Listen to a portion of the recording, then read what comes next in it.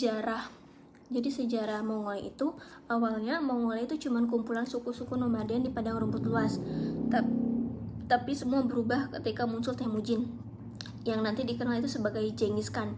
Dia punya kemampuan luar biasa buat nyatuin semua suku dan bikin sistem kekuasaan yang gak berdasarkan keturunan, tapi berdasarkan loyalitas dan kemampuan. Jadi siapa yang hebat dia yang naik gitu. Jadi Khan Agung, setelah jadi Khan Agung, Genghis Khan itu mulai ekspansi besar-besaran wilayah kekaisaran Mongol sampai ke Tiongkok, Asia Tengah, Timur Tengah, bahkan Eropa Timur. Nah, yang paling terasa di Asia Timur itu waktu cucunya Kublai Khan berhasil ngalahin dinasti Song di Tiongkok dan mendirikan dinasti Yuan. Ini penting karena pertama kalinya seluruh Tiongkok dikuasai oleh bangsa asing. Kublai Khan juga mindahin ibu kota ke Dadu, sekarang itu jadi Beijing, dan gabungan sistem Tiongkok dengan gaya pemerintahan Mongol. Selain Tiongkok, Mongol juga nyoba invasi ke Jepang, tapi gagal 2 kali karena badai laut yang disebut kamikaze. Walaupun gagal, Jepang merasa terancam waktu itu tuh. Di Korea, dinasti Goryeo ditekan habis-habisan sama Mongol. Mereka akhirnya tunduk, bahkan ada pernikahan politik antara keluarga Goryeo dan keluarga kerajaan Mongol buat jaga hubungan baik. Setelah dinasti Yuan jatuh di abad ke-14, kekuatan Mongol itu mulai melemah. Banyak konflik internal antara para Khan. Dinasti Ming dari Tiongkok mulai ambil alih wilayah-wilayah mereka nih, dan bahkan membangun tembok besar yang kita kenal sekarang itu tembok besar Cina ya, buat nahan serangan dari utara. Masuk ke masa dinasti Qing, Mongolia itu makin masuk ke dalam sistem kekaisaran. Mongolia dalam dikuasai duluan, baru kemudian Mongolia luar. Tapi walaupun jadi bagian dari kekaisaran, identitas budaya Mongolia tetap dijaga. Mereka masih punya hukum adat dan struktur sosial sendiri. Di abad ke-20, setelah revolusi Rusia dan runtuhnya dinasti Qing, Mongolia luar nyatakan kemerdekaan dan jadi negara sosialis yang dekat dengan Uni Soviet. Mereka sempat konflik juga sama Republik Tiongkok yang masih ngaku-ngaku Mongolia sebagai bagian dari wilayah mereka. Tapi Mongolia ini berhasil mempertahankan kemerdekaannya nih. Waktu Perang Dingin juga, posisi Mongolia strategis banget karena ada di antara Soviet, Tiongkok, dan dekat dengan Jepang. Mereka jadi sekutu Soviet dan izinkan militer Soviet masuk. Yang bikin Tiongkok khawatir itu, setelah Uni Soviet bubar, Mongolia beralih ke sistem demokrasi dan ekonomi pasar. Sekarang mereka juga berusaha jaga hubungan seimbang dengan 2 tetangganya yang kuat, yaitu Rusia dan Tiongkok, sambil memperluas kerjasama dengan Jepang, Korea Selatan, dan negara barat lainnya. Dulu itu Mongolia dikenal karena kekuatan militernya, tapi sekarang mereka lebih fokus ke diplomasi, kerjasama ekonomi, dan pengembangan sumber daya. Tapi sejarah mereka sebagai kekaisaran besar masih jadi bagian penting dari identitas mereka sampai sekarang. Baik, di sini saya akan membahas terkait perdagangan di Mongolia. Hubungan perdagangan antara Mongolia dan Tiongkok. Sejak tahun 90-an, Tiongkok ini menjadi mitra dagang terbesar di Mongolia. Sebagai negara yang terkurung daratan. Nah, Mongolia ini tuh sangat bergantung kepada Tiongkok untuk mengekspor dan impor. Ekspor utama Mongolia ke Tiongkok itu seperti batu bara, biji tembaga, dan konsentrat. Dengan kontribusi Tiongkok mencapai 70-90% dari total ekspor Mongolia dalam 6 tahun terakhir. Nah, di sisi lain, Mongolia itu mengimpor berbagai barang di Tiongkok termasuk mobil dan suku cadang kendaraan. Lalu hubungan ini tuh menunjukkan ketergantungan ekonomi yang signifikan dari Mongolia pada Tiongkok. Nah, lalu ada diplomasi kontemporer yang dimana hubungan strategis komprehensif antara Tiongkok dan Mongolia yang mencerminkan tingkat kerjasama mendalam di berbagai bidang, termasuk inisiatif penting seperti koridor ekonomi Cina, Mongolia, dan Rusia.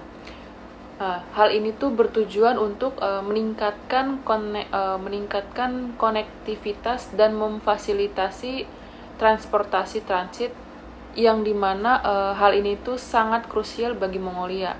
dan dalam mengatasi masalah akses ke laut. Nah,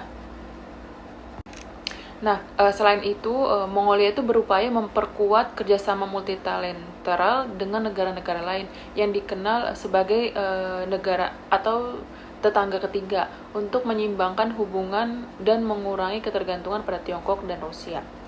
Melalui pertukaran budaya dan pengalaman dalam tata kelola pemerintah, kedua negara ini tuh berusaha memperdalam persahabatan dan saling percaya.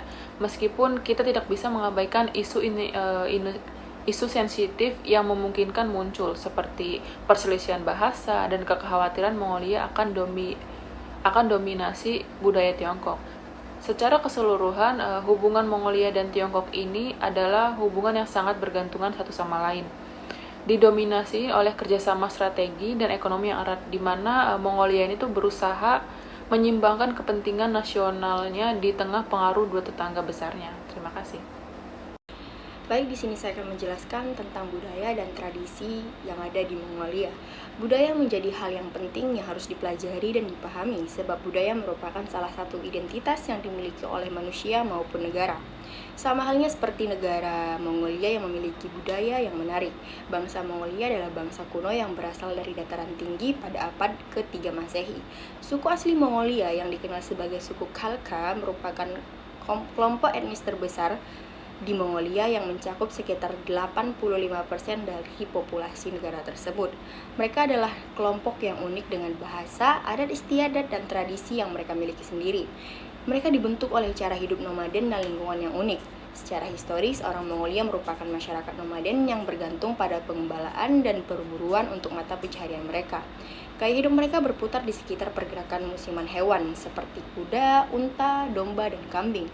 Namun seiring berjalannya waktu dan pengaruh modernisasi dan globalisasi, sebagian besar penduduk Mongolia kini tinggal di kota-kota atau di desa-desa dengan gaya hidup yang lebih menetap. Tradisi nomaden yang kuat mulai mengalami perubahan dengan beberapa tradisi yang mulai memudar dan digantikan oleh gaya hidup yang modern. Budaya Mongolia juga kaya akan musik, tarian, dan juga seni. Musik tradisional Mongolia menampilkan instrumen seperti biola yang terbuat dari kepala kuda yang dimainkan dengan busur dan terbuat dari bulu kuda. Agama juga merupakan bagian penting dari budaya yang ada di Mongolia. Agama yang menjadi mayoritas di sana adalah agama Buddha, yaitu Buddha Tibet. Penyebaran agama Buddha di Mongolia langsung dari salah satu raja di Tibet yang datang ke Mongolia.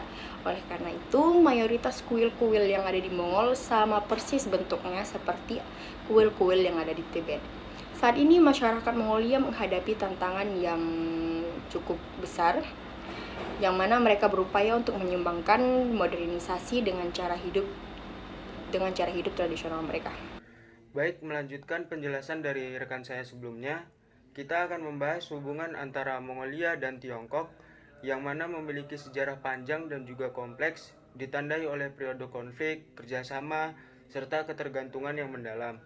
Sejarah konflik dan kerjasama. Sejak berabad-abad yang lalu, wilayah Mongolia seringkali berada di bawah pengaruh atau dominasi dinasti-dinasti Tiongkok, seperti dinasti Khitan dan kemudian dinasti Yuan yang didirikan oleh bangsa Mongol sendiri di Tiongkok. Ada juga periode di mana Mongolia menjadi ancaman bagi Tiongkok, seperti invasi Mongol ke Tiongkok. Setelah runtuhnya dinasti Qing pada tahun 1911, Mongolia Luar mendeklarasikan kemerdekaannya. Namun, proses ini tidak langsung stabil dan melibatkan campur tangan dari Rusia dan Tiongkok. Akhirnya, pada tahun 1924, Republik Rakyat Mongolia atau Mongolia Luar didirikan dengan dukungan Uni Soviet. Mengapa saya menyebutkan Mongolia Luar? Karena Mongolia Dalam dan Mongolia Luar itu berbeda. Mongolia Dalam itu secara historis lebih dekat dan terintegrasi dengan pemerintahan Tiongkok, terutama pada masa dinasti Qing.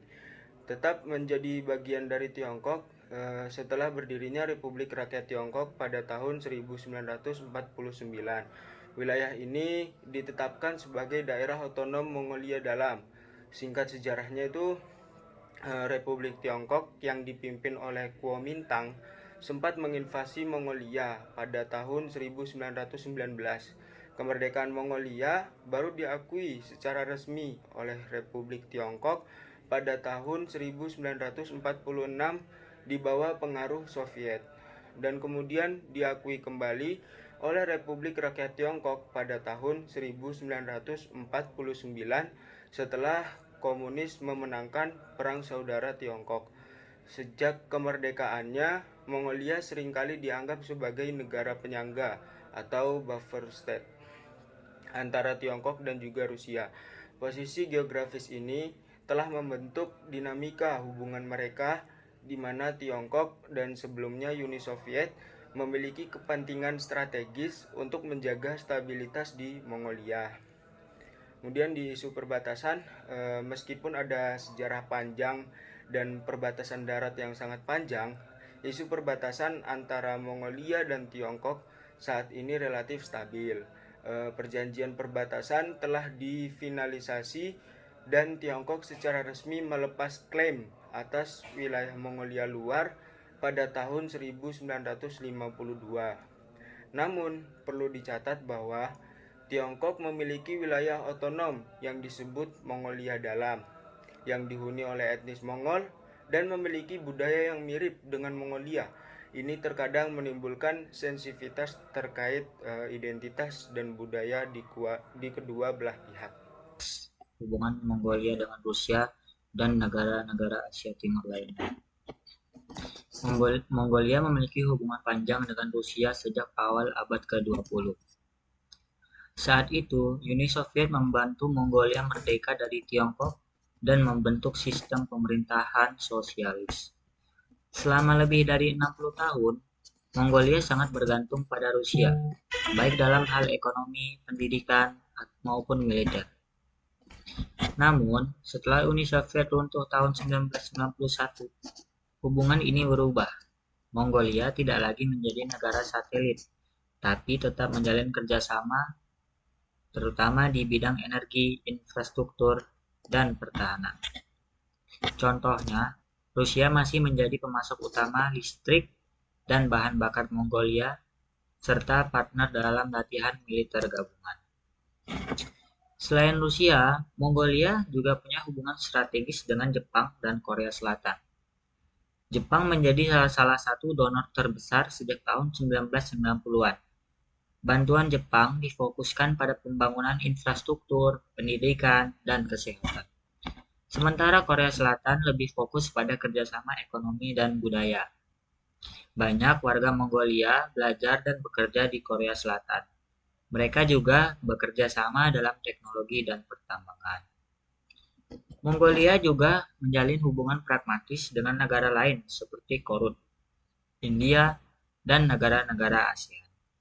Semua ini bagian dari strategi luar negeri Mongolia yang disebut Third Neighbor Policy, yaitu mencari mitra strategis di luar Rusia dan Tiongkok. Kesimpulannya, Mongolia menjalankan strategi luar negeri yang seimbang dan fleksibel demi menjaga stabilitas nasional dan memperkuat peran internasionalnya. Kemudian, yaitu Mongolia memiliki posisi strategis di antara dua negara, yaitu Tiongkok dan juga Rusia. Namun, memilih untuk menjalankan kebijakan luar negeri yang netral untuk menjaga keseimbangan mereka.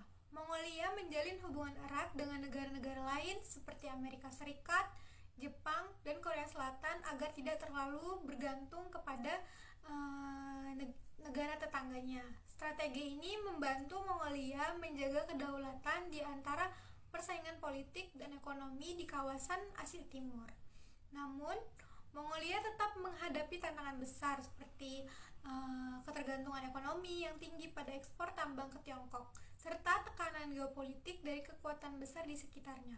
Oleh karena itu, Mongolia harus terus memperkuat diplomasi yang cermat dan menjaga hubungan internasional mereka agar tetap seimbang dan tetap mandiri di lingkungan regional yang dinamis. Sekian dari kami, kurang lebihnya mohon maaf. Assalamualaikum warahmatullahi wabarakatuh.